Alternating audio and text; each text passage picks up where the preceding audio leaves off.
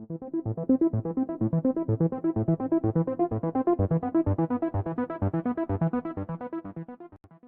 de commencer la vidéo, je vous inviterai à vous abonner à ma chaîne ou encore de laisser un petit like. C'est toujours agréable lorsqu'on sait que le travail qu'on fait est apprécié. Merci.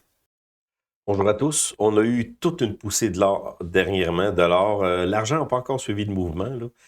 C'est ce que je m'attends à ce que ça arrive très bientôt. Habituellement, comme vous le savez, en tout cas si vous ne le savez pas, le mouvement de l'or précède toujours celui de l'argent.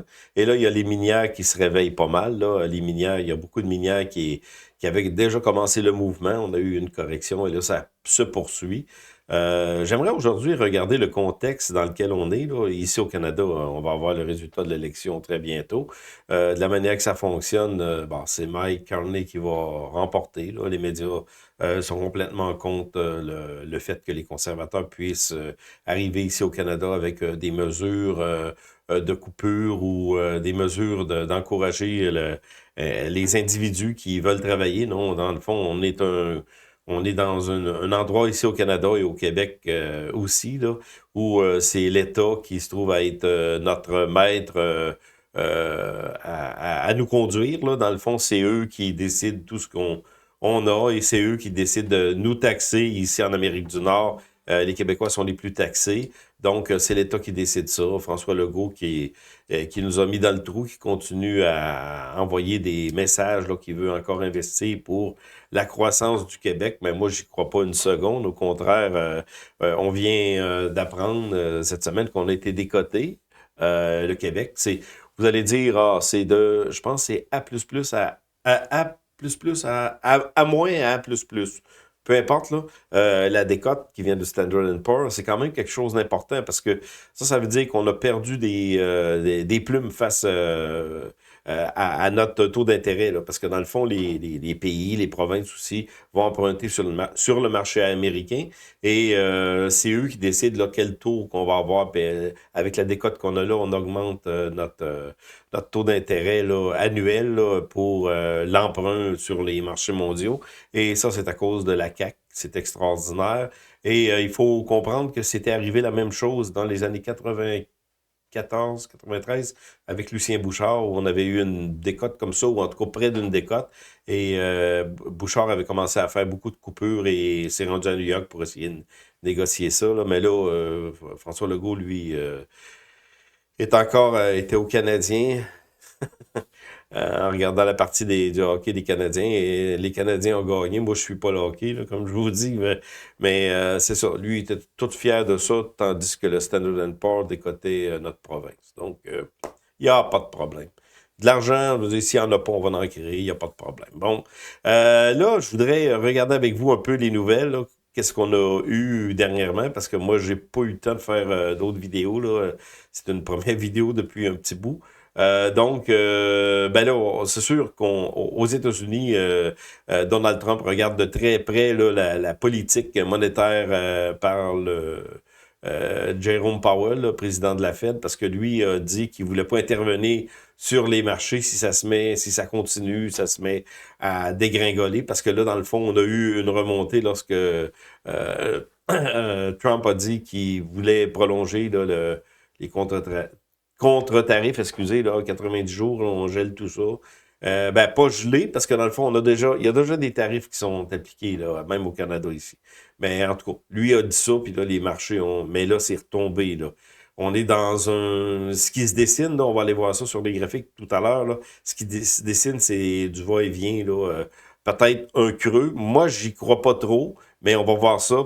Mais si on regarde le graphique à long terme, là, c'est très préoccupant et surtout, beaucoup des gros fonds là, sont sortis de la bourse, attendent tout simplement. Il y a les minières d'or et d'argent là, qui, comme je vous ai dit, qui continuent à vraiment gagner. L'argent, même les minières d'argent, là, c'est pas encore à leur plein potentiel. En tout cas, je vais vous montrer peut-être First Majestic, là, que je surveille toujours, parce que dans le fond, j'ai un peu de la... Je sais que First Majestic avait eu de la difficulté il y a peut-être 2, 3 ans au niveau d'une mine, mais là, ça semble réglé. Ils ont sorti des bons résultats aussi. Donc, je comprends pas pourquoi que l'action décolle pas, mais je les surveille de très, très, très, très près. Donc, je vous dis pas d'acheter, mais en tout cas, moi, même si j'en ai acheté, je vous dis pas d'acheter, c'est personnel. On fait des choix personnels, c'est nous qui décidons où est-ce qu'on se situe, puis qu'est-ce qu'on, le taux de risque le risque qu'on veut prendre là, pour acheter une action. Donc, moi, je vais rentrer dans First Majestic parce que je pense personnellement qu'on pourrait avoir un mouvement, mais on va voir. On va voir. Ça suit pas le mouvement de l'argent. Le mouvement de l'argent est stagnant un peu, mais vous allez voir, c'est pas parti perdu du tout, là. Avec ce qu'on a vu comme mouvement de l'or, là, on est rendu au-dessus de 3 300 $ et d'une manière assez rapide. Est-ce qu'il pourrait avoir du surplace, une correction? Je ne le sais pas, mais en tout cas, le dollar américain, lui, chute. Là. On va aller voir tout ça sur les graphiques et c'est assez important d'en parler parce que tout le monde en parle en ce moment et plusieurs disent qu'on va avoir probablement une correction sur l'or, mais le mouvement peut encore se poursuivre. Moi, je pense que 3500, ça pourrait être un objectif là, raisonnable. Là, ben, on va voir. Là. Donc, c'est ça, mais en tout premier lieu, je voudrais aller voir avec vous là, ce qui se passe au niveau des États-Unis surtout, parce que c'est eux qui guident un peu la planète en ce moment, et surtout avec Donald Trump. La Banque du Canada. La Banque du Canada qui a maintenu son taux d'intérêt à 2,75 %. Ça, c'est un peu surprenant. Ou la Banque du Canada, si vous allez lire ce que Tim McLiffe, là, le président de la Banque du Canada, dans l'article, en tout cas, il dit qu'en ce moment, il attend, il est en attente. Là. Donc, la Banque du Canada se fie beaucoup, beaucoup, beaucoup à ce qui va arriver aux États-Unis, à l'élection aussi canadienne, ce qui va arriver, mais semble être sur ses gardes, donc donne pas vraiment de signal. Par contre, dans l'article, dans le site de la Banque du Canada, on dit qu'il y a une très, très grande préoccupation au niveau de l'économie canadienne, là, même si le taux d'intérêt a été laissé à 2,75 %. Grande préoccupation au niveau de l'économie canadienne, c'est très simple. C'est tout simplement parce que les ménages sont surendettés, l'inflation, ben l'inflation aussi du logement se poursuit. Les grosses villes, là, Toronto, Vancouver, mais aussi dans les autres villes. On a une inflation immobilière qui continue, qui se poursuit. Donc, au niveau du Canada, 2,75. Au niveau des États-Unis, ben, Jérôme Powell avait clairement indiqué que la Fed n'allait pas sauver les marchés, comme elle l'a fait toujours. Trump n'a pas beaucoup, beaucoup aimé ça. Donc, il a dit, si je veux qu'il parte, il partira très vite. C'est un article. Bon, on voit ça, c'est en 2016, là, cette image-là, là, mais dans le fond, là, ça se trouve être... Trump n'accepte pas que Jerome Powell soit aussi... a une idéologie un peu traditionnelle dans le contexte actuel, là, une idéologie conservateur, dire qu'il interviendra pas, ce que Trump va faire tout simplement, il va le décoller, puis il va en prendre un autre qui va se soumettre à ses volontés. Et aussi, une dernière chose, avant d'entrer dans le vif du sujet, au niveau de l'argent, c'est surtout ça que je veux parler, qu'est-ce que le cadre financier des libéraux contient? Vous allez me dire pourquoi j'ai pas mis le cadre financier des conservateurs, parce qu'aujourd'hui, le 20 avril, il n'est pas sorti. Donc, les libéraux... en tout cas, si on se fie aux tous les agrégateurs de sondage, Mike Carney va gagner. Ça, c'est la peur qui a été engendrée par les médias, par les gouvernements. Les gouvernements, je parle les médias, mais les gouvernements qui se trouvent avoir le contrôle sur les médias mainstream. Et on le voit très, très bien que cette tendance à la peur. Là, simplement dans les débats, j'ai écouté le débat en français, j'ai pas écouté le débat en anglais, j'ai eu un résumé. Mais je voyais ce que Mike Carney disait, lui qui radotait. Je savais pas trop ce qu'il je comprenais de rien quand il répondait. Là, on comprenait pas beaucoup de ses idées, là, mais il focusait sur la plus grande crise qu'on a jamais eue. Il disait qu'il y avait du cash, de l'argent à donner, à mettre, à investir. ben, investir, l'argent qu'il n'y a pas, là, qu'il peut l'imprimer, et puis il focusait là-dessus. Ça. Il disait aussi son autre focus, 3 points que j'ai retenus, ben, c'est ça, dire que il y avait de l'argent à mettre, que c'est la plus grande crise qu'on a jamais eue, et puis la troisième chose, c'était qui est là simplement, qui est là depuis un mois, là. Puisque c'est complètement faux, il était en arrière de Justin Trudeau, mais il a focusé sur ces 3 points-là. Quand on lui posait des questions trop sur le régime de Justin Trudeau, il disait, moi je viens d'arriver, je sais pas. C'est quasiment son... Mais on sait très très bien qu'il était en arrière de Justin Trudeau comme conseiller important depuis des années, donc c'est ça, c'est du mensonge. Son corps d'économie qui est là, bon, il va très à grande vitesse, 5 milliards diversifiés, le corridor, croissance économique. C'est à peu près les mêmes politiques que Justin Trudeau, mais ça semble un peu plus conservateur. Il dit, bon, là, engagement fort envers le Québec parce qu'il va aller chercher beaucoup de votes, là. Bon, évidemment, ça a amené des réactions assez fortes là, de la part du Pierre Poilievre, mais Pierre Poilievre, il n'a pas encore sorti son cadre financier, puis ça, je trouve ça un peu plate, là. On est à 9 jours des élections, 9, 8, c'est très, très bientôt, 8 jours, je pense, c'est le 28. Donc, c'est ça, son compte financier, bah, il n'y a rien tout simplement, en ce moment, ça se trouve être la politique de Justin Trudeau déguisée, parce que il a pris beaucoup d'idées du Parti conservateur et évidemment, le peuple croit à tout ça. Je pense que c'est pas simplement une croyance, c'est qu'on je pense que la mentalité qu'on a au Canada, au Québec, on est habitué à ce que le gouvernement prend soin de nous. Et on pense que Mike Carney, surtout les personnes au-dessus de 60 ans, là, va les sauver encore. De la même manière que c'est arrivé dans le temps de la COVID, là, que les gouvernements ont sauvé la donne un peu pour tout le monde. Et puis là, rapidement comme ça, je le dis très, très rapidement, ça vient de sortir. Là, ben, le rapport était sorti au niveau de la COVID, au niveau des États-Unis, là, mais Trump a sorti ça sur le site du gouvernement. Je sais pas si je l'ai ici. On va laisser faire, là. C'est que le gouvernement Trump, là, son administration a sorti un rapport sur la COVID, que dans le fond, les masques, c'était inutile, c'était pas nécessaire d'avoir des masques, la distanciation sociale, tous ces bebelles-là qui ont été imposés, là, qui ont nui à la population. On parle aux États-Unis avec Anthony Fauci, c'est la même chose ici au Canada, ben, c'était non scientifique, il n'y avait rien de réel là-dedans, c'était plutôt politique. On le savait, mais là, ça vient de sortir.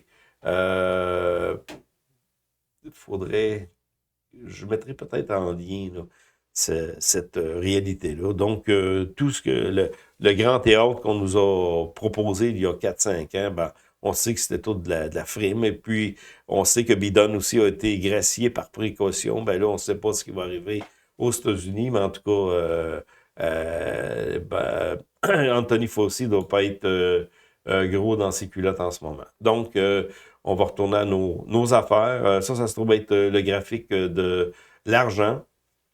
Comme je vous dis, on n'a pas encore eu un mouvement très, très fort. On a une résistance ici. Moi, je pense que ça s'en vient très, très, très bientôt. Regardez, si on regarde simplement techniquement, là, la moyenne mobile, ben ça, c'est un graphique mensuel. J'ai mis 30 ans là, pour vous montrer là, les mouvements lorsque ça arrive au niveau de l'argent. Là. C'est assez fort.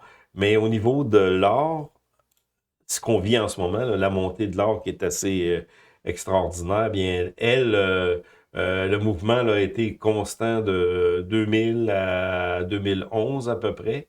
Et lorsqu'on a eu des poussées importantes, le mouvement de l'argent n'a pas nécessairement connu la même montée. Il a fallu que l'or continue sa montée. Et là, c'est la crise de 2008. Là, 2008 à 2009, on est reviré. Le grand mouvement de 2009 à 2011 là, a été assez extraordinaire et c'est là que l'argent aussi a connu une poussée très, très, très importante, 2009 à 2011. Donc, la poussée de l'argent, on le voit très très bien sur le graphique, en tout cas dans le passé, là, est arrivée bien après la poussée de l'or. Et lorsqu'on a eu cette montée, là, ça a été assez rapide. Si on parle par mois, on s'est rendu à, bon, on va dire 50 dollars l'once dollars US qu'on parle. Là. Donc, la montée a été très, très importante et en tout cas, on ne peut pas dire que l'avenir doit se fonder nécessairement sur les informations qu'on a eues dans le passé, mais ça ressemble beaucoup, beaucoup graphiquement, techniquement, ça ressemble beaucoup à ce qu'on a vécu dans le passé. Donc, d'après moi, si ça explose ici, on va avoir une montée assez extraordinaire et je voulais vous montrer tout simplement qui se trouve être un titre assez fort dans le sens, pas fort F-O-R-T, là, mais fort, un fort F-O-R, dans le fond, un peu l'image de la montée des minières d'argent qui se trouve être First Majestic Silver. Et là, ça c'est arrivé en 2008, là, 2008-2009. Regardez la montée qu'on a eue rapidement, que ça a suivi le cours de l'argent. Puis c'est pas simplement sur First Majestic, sur plein de minières. Là. J'ai étudié d'autres graphiques. Là, je vous présente First Majestic parce que on a une stagnation du titre là, depuis janvier 2024. Il se passe rien ou pratiquement rien. Et là, on est à la veille d'une explosion. Si le mouvement de l'argent explose comme il a explosé ici en 2009, là, après 2009, 2010, 2011. Bon, là, moi, je pense que le mouvement des minières, pas simplement First Majestic, mais c'est parce que il y a d'autres minières, First Mining, en tout cas, il y a d'autres minières qui ont déjà connu un mouvement haussier, mais lui, à First Majestic stagne. Donc, c'est pour ça que si c'est très, très semblable, là, qu'est-ce qui arrive ici là, au niveau de cette stagnation. Et c'est ça qui va être à suivre là, au niveau du mouvement de l'argent. C'est sûr que le mouvement de l'argent, lui, a déjà commencé son départ. Mais là, ça se trouve être une compression, un squeeze. Là.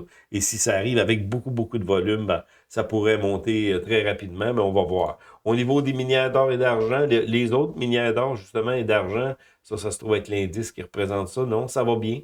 Le mouvement est entamé, même sur beaucoup d'ETF, ETF aussi multiplicateurs, là, on a un mouvement qui est très, très, très intéressant.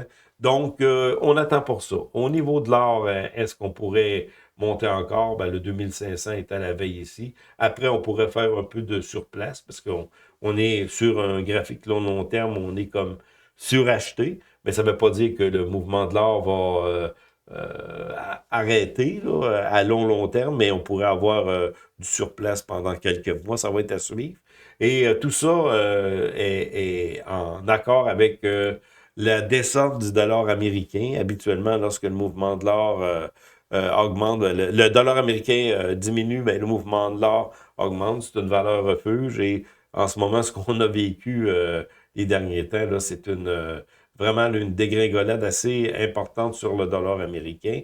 Et après avoir fait du surplace pendant quand même, depuis 2023, le dollar américain a perdu regardez ici le support là, au niveau technique, là, on a dépassé ça.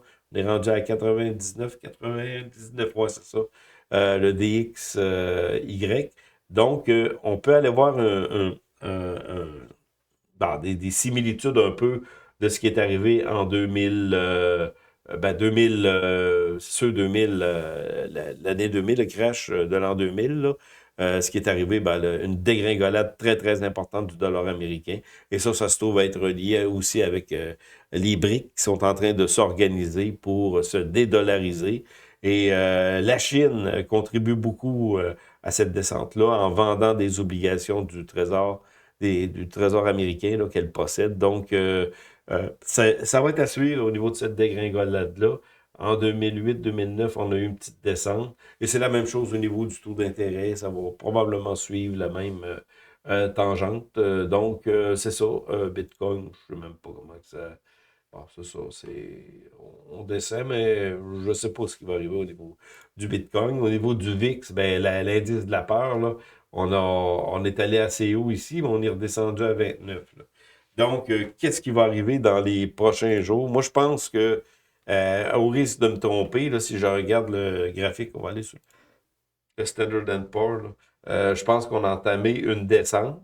Mais est-ce que on pourrait avoir un rebond et que ça reparte à la hausse? Ça me surprendrait beaucoup, beaucoup, beaucoup qu'on ait ce revirement-là à la hausse. On a eu une poussée là, vers la baisse, là, mais il y a avril qui s'en vient et ça va être à suivre. Moi, je pense que dans une longue tendance comme ça, on va avoir soit du surplace, peut-être qu'on pourra avoir un mouvement de même comme de surplace, où un creux peut se façonner et repartir à la hausse. Mais aussi l'autre possibilité, ce soit un décrochage assez intense.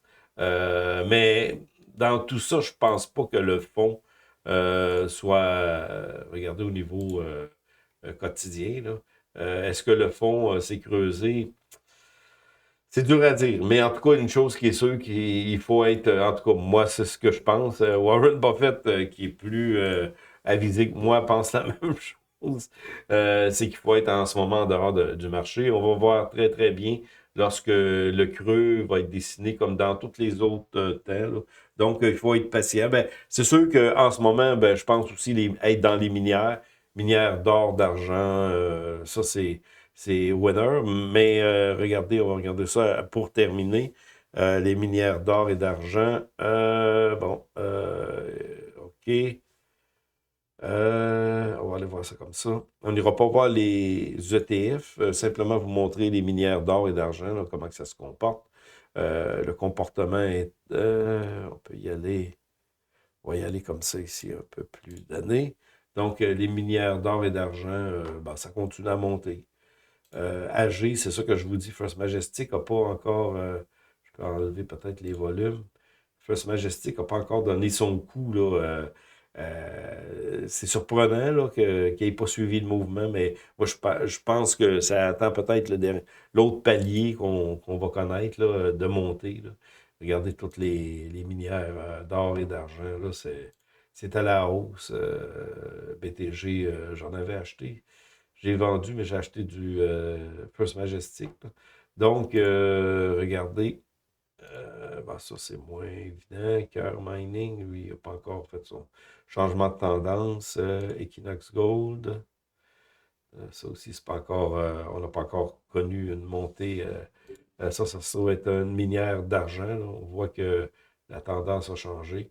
Donc, c'est ça. On se trouve à être dans un, un marché haussier de l'or et de l'argent. Comme je vous dis, j'attends le mouvement. J'essaie de ne pas faire trop de prédictions. J'en ai fait souvent dans le passé. Où est-ce que le mouvement de l'argent pourrait, ben, l'argent métal pourrait nous conduire? Là. On sait que le dernier pic a été 50 US qu'on parle. Là. Donc, moi, je pense que facilement, on pourrait dépasser ça. Ça va être à suivre. Comme je vous dis, qu'est-ce qui va arriver au niveau des indices boursiers? On est sur... il y a un analyste qui parlait qu'on est comme sur une glace, là, très, très, très mince, sur un lac, là. Donc, il pourrait arriver une dégringolade n'importe quand, là. Ou même si on a un revirement, je pense qu'il va y avoir un fond qui va se construire et on n'est pas là du tout. Donc, moi, je me dis, au niveau des marchés, à part en ce moment l'or et l'argent, là, il y a peut-être d'autres, peut-être marchés de consommation, mais ça va être à suivre parce que dans le fond, les élections, ce qu'on a à suivre ici au Canada et on suit ce qui arrive aux États-Unis, ben, il y a les élections canadiennes. Mike Carney va probablement gagner. Là. En tout cas, les sondages, les agrégateurs de sondages disent ça, à moins qu'il y ait plusieurs erreurs. Peut-être que c'est boosté, probablement que c'est boosté au niveau des sondages, mais la réalité, il ne faut pas non plus trop se faire d'illusions. Là.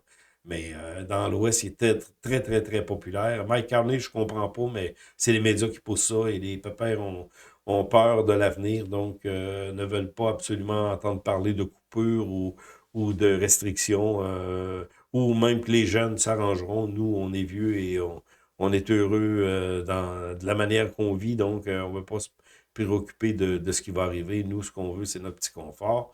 Et c'est la mentalité, justement, des baby boomers, 60, 70 ans. La peur, c'est dans le débat, là, ce qui est sorti de Mike Carney, là. Donc, il faut attendre ça. Le mouvement de l'or va probablement se poursuivre avec des corrections. C'est l'argent qu'il faut surveiller, le mouvement de l'argent. Et si ça casse, d'après moi, ça va casser assez solide et ça va monter très rapidement. Donc, pronostic, probablement au-dessus de l'ancien pic qui était 50 $. Donc, c'est ce que je vois. Et lorsque le mouvement d'argent va commencer, ben, les minières d'argent vont être entraînées par le même mouvement et vous allez voir de l'euphorie. Et là, ça pourrait être une période vraiment faste pour ceux qui ont acheté des mines d'argent parce que l'or, oui, on a eu le mouvement qui a commencé et l'argent, c'est pas encore commencé. Donc, ça va être à suivre. On se revoit très bientôt dans de nouvelles vidéos.